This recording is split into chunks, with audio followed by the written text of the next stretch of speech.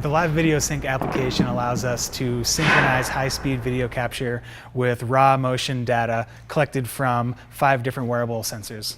So now we're no longer just taking visual observations of an athlete's movement. We're being able to get that coach's eye view, but then go a little bit beneath the surface and put some quantifiable measures on what we're seeing. So the sternum and the tailbone are going to help us just measure those 2 components of the spine and their relative movement to one another. And the 2 sensors on the feet are going to help us to sort of measure the synchronization of his legs through the triple extension movement. So I've been working with Dylan for about 1.5 years now, and he is one of the top athletes in the nation for obstacle course racing. Today we're looking at the power clean because this movement is an extremely high power movement. It's extremely useful in training for power events. Also an extremely technically demanding movement. So the goal of today's workout is to break down Dylan's technique in the power clean and just try to identify any areas where we can optimize his movement to help reduce undue stress on the body and maximize his power output. During a couple of our previous workouts, we were noticing a couple timing issues during the first pull that were affecting his technique and ultimately his ability to get into the position we wanted for his power phase during the second pull.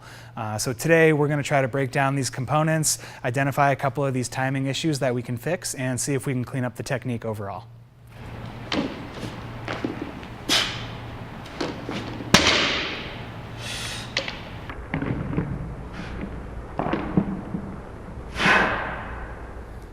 Okay, here we have our LVS dashboard. These 3 lines here are 3 of our key sensor outputs that we're looking at today. We have the waist acceleration Y, the torso acceleration Y, and the waist gyro X. And this is Dylan during one of his previous workouts where we were doing power cleans. The key factor we're focusing on here is a maintenance of the torso angle. So we don't want to see this angle between his hips and his shoulders shift at all during that first pull. It should be just a pure upward motion. As we can see, when Dylan starts to move, the hips initially are rising a little bit quicker than the upper body. The key giveaway for this is the deviation from the 0 line of that waist gyro X green line.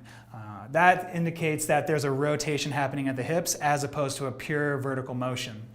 Okay, looking at our next phase of this movement, we have the transition phase. What we want to see is that bar slide up over the knees, and Dylan's going to start to shift into a vertically stacked position, ideally reaching a completely vertical torso before the start of the second pull.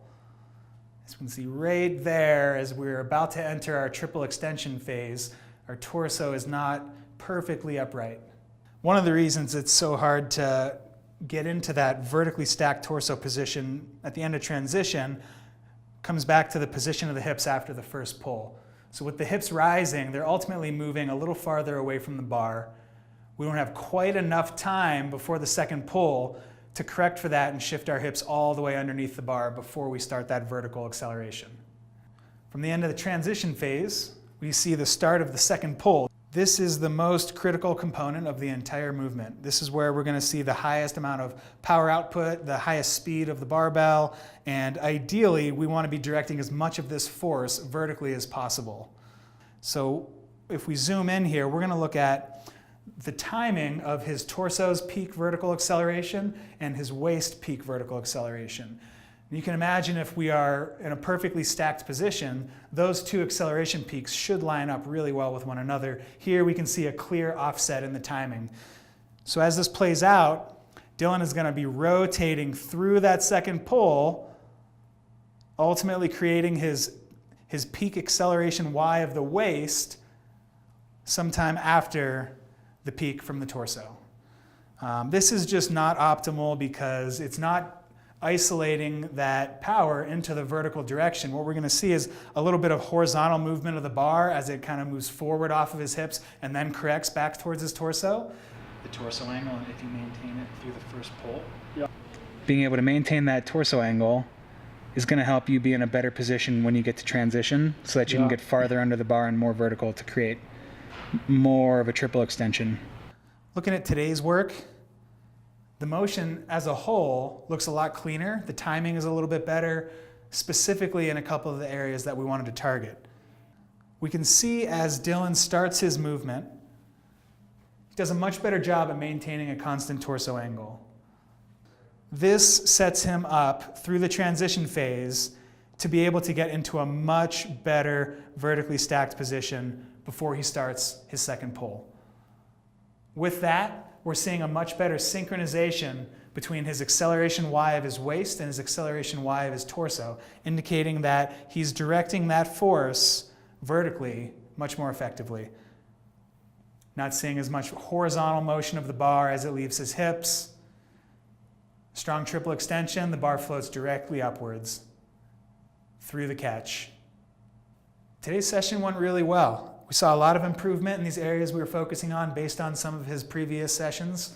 I think overall, Dylan's lifting more weight, he's creating more power, and he's doing it with less risk of any sort of injury or undue stress. Using LVS as a tool in this process has been really beneficial in allowing us to not only discover areas that we can improve, but also attach measurable quantities to those areas that we can improve so that we can establish baselines for Dylan and track his progress over time. With a big race season coming up, Dylan has been putting in a ton of work over the winter months, and we're hoping that a lot of this technical breakdown of his complex lifts is ultimately just allowing him to train more efficiently and set him up for a really strong season of racing.